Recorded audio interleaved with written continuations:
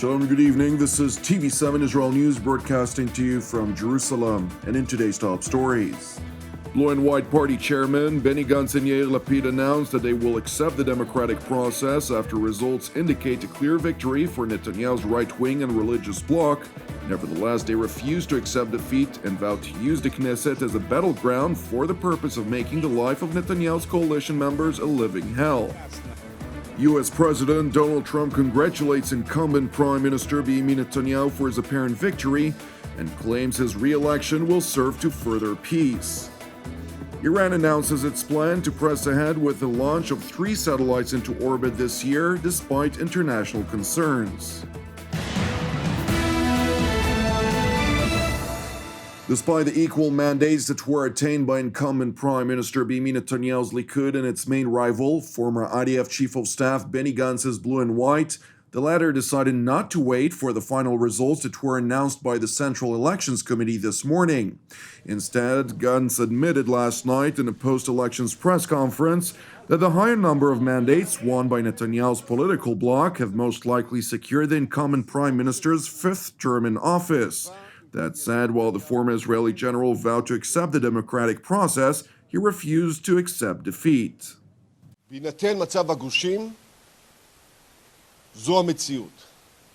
המערכה לא תמה, הדיאלוגים מתקיימים, הנשיא צריך לקבל את החלטותיו, את ההמלצות ואת ההחלטות. אנחנו נעמוד בקשר עם מי שצריך, אבל אנחנו מסתכלים בחזרה לסיבה שבנו, וממנה על המטרה שאנחנו הולכים לשרת. אנחנו כולנו דמוקרטים, כולנו מקבלים את החלטת העם, כולנו מכבדים ומקבלים את החלטת הנשיא, ואת אשר יצא ממנה. Due to the fact that the Likud and Blue and White parties have won 35 mandates each, their leaders must seek out the support of the smaller parties for the purpose of forming a minority coalition.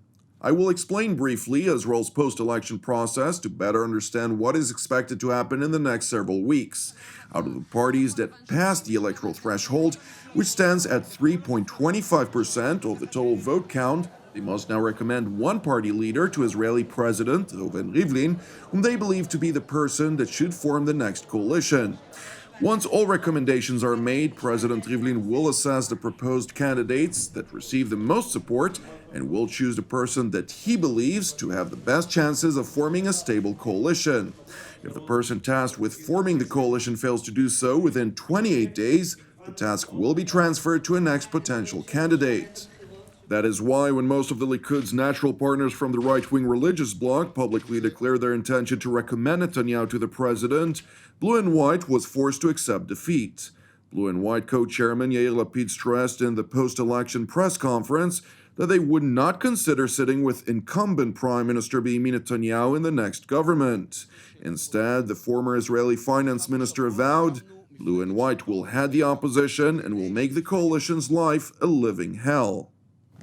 אנחנו לא הולכים רק לאופוזיציה, אנחנו הולכים לכנסת כדי להתחיל משם את הסיבוב הבא. אני מודיע מראש מפה לליכוד, לנתניהו, לקואליציה. אנחנו הולכים למרר את חייכם. אנחנו נדרוש ועדת חקירה ממלכתית לפרשת הצוללות, אנחנו לא נרפה מכתבי האישום של נתניהו, אנחנו נהפוך את הכנסת לזירת קרב. Lapid also stressed that Blue and White will spare no effort to prove to the citizens of Israel that they are a viable alternative to the leadership of Netanyahu and his ruling Likud, while further underscoring that they expect Netanyahu's government to fall by 2020, after which Blue and White will be ready to step in. ואנחנו נעשה עוד דבר. אנחנו נראה לאזרחי ישראל איך נראית אלטרנטיבה אמיתית. נראה להם איך החיים שלהם יכולים להיראות עם שלטון שאכפת לו מהם. עם ממשלה שלא מחלקת את הכסף שלהם לפוליטיקאים, עם הנהגה שלא מפחדת להגן על ערכים של שלטון החוק וחופש דת והגנה על החלשים. לא באנו הנה כדי לסכם את קמפיין 2019. באנו הנה כדי לפתוח את קמפיין הבחירות של 2020.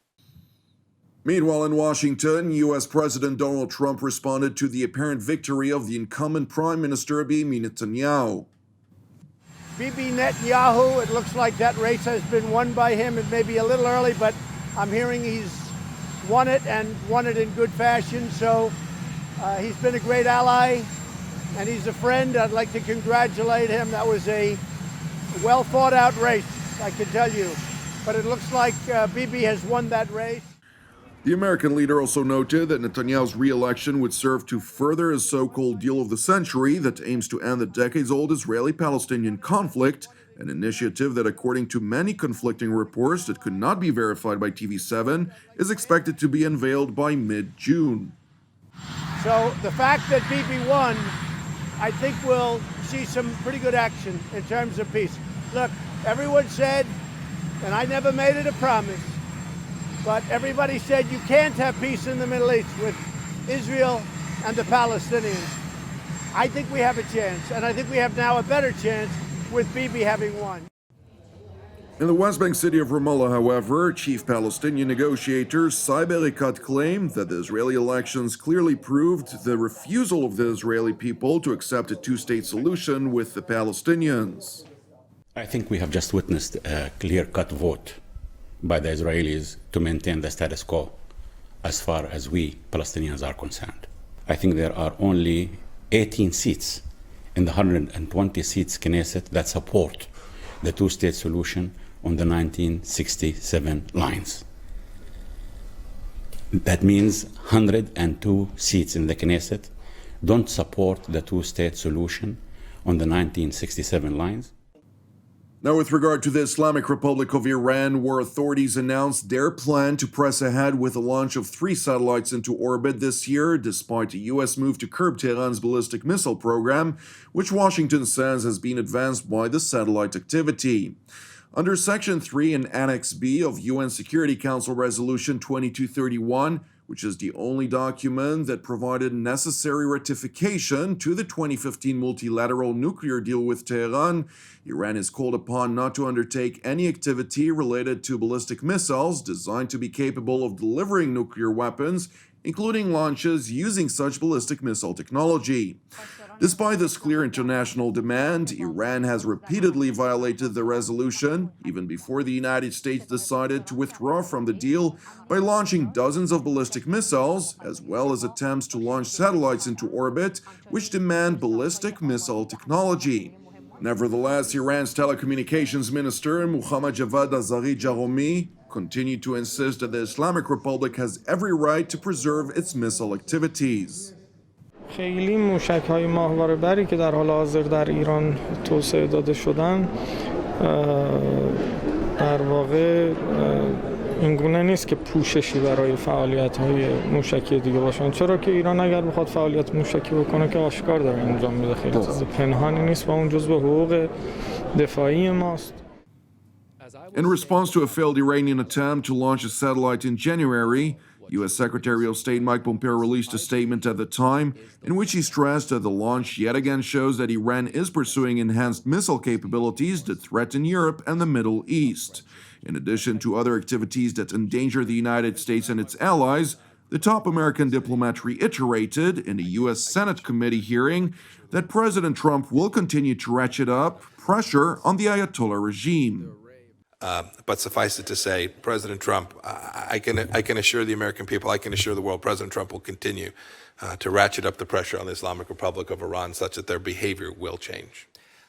Secretary Pompeo further underscored that the United States will hold Iran responsible for any harm that comes to U.S. interests anywhere around the world, regardless of whether Tehran does so directly or by means of proxy forces. Thank you for watching us, praying for the peace of Israel and the peace of Jerusalem. I'm Jonathan Hassan. Have a Erev Tov, and we will see you again tomorrow at the same time.